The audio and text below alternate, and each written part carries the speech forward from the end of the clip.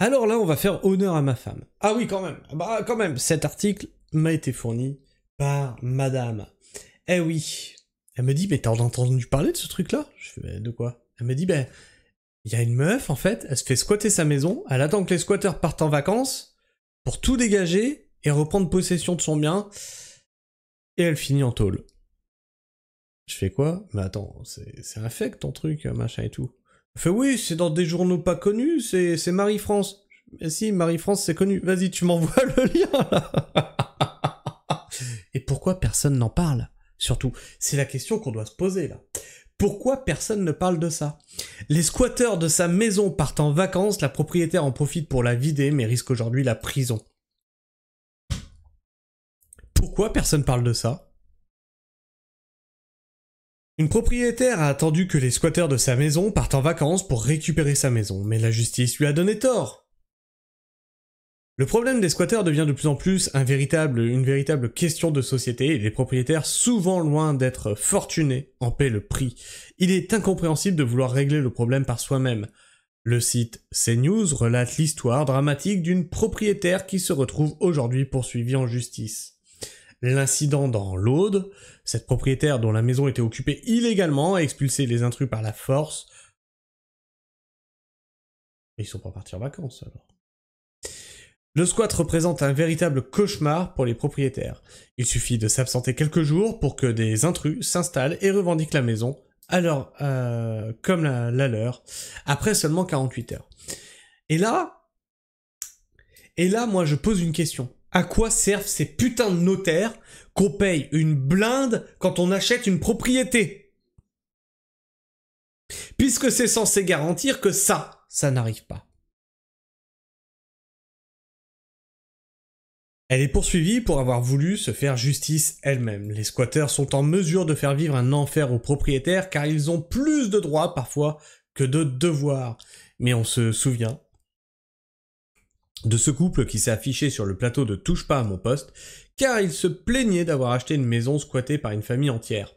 Pourtant, après quelques recherches, il s'est avéré que le couple était au courant de la présence d'une famille dès l'achat de cette incroyable maison. CNews révèle un autre drame du genre, celle d'une dame qui se retrouve pieds et poings liés car elle ne peut rien contre ceux qui squattent son bien. L'histoire se passe à Carcassonne et la principale intéressée a attendu le départ en vacances des intrus pour prendre des mesures. Il est souvent très difficile de faire déloger rapidement les squatteurs. Cette propriétaire expulse elle-même les squatteurs, elle s'appelle Maria et possède une petite maison dans la banlieue de Carcassonne avant de faire appel à la justice. Elle a décidé de prendre le problème à bras-le-corps, mais la justice est tellement lente.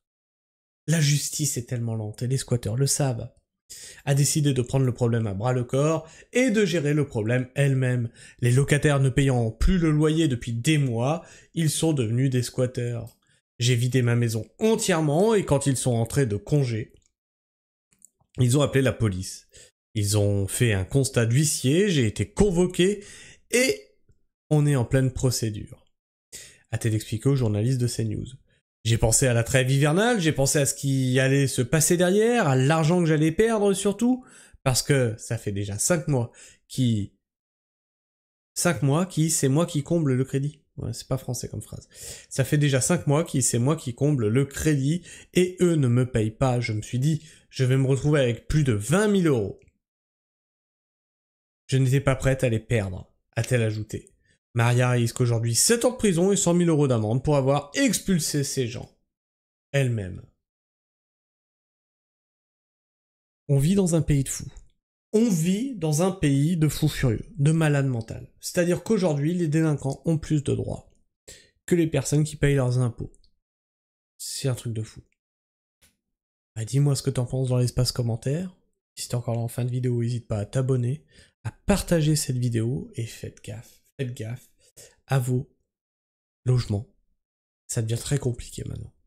Puis bien sûr, tu peux liker cette vidéo lui permettra d'être plus présente dans les algorithmes de YouTube, mais surtout, ça m'encourage à continuer le travail d'information que je fais sur cette chaîne.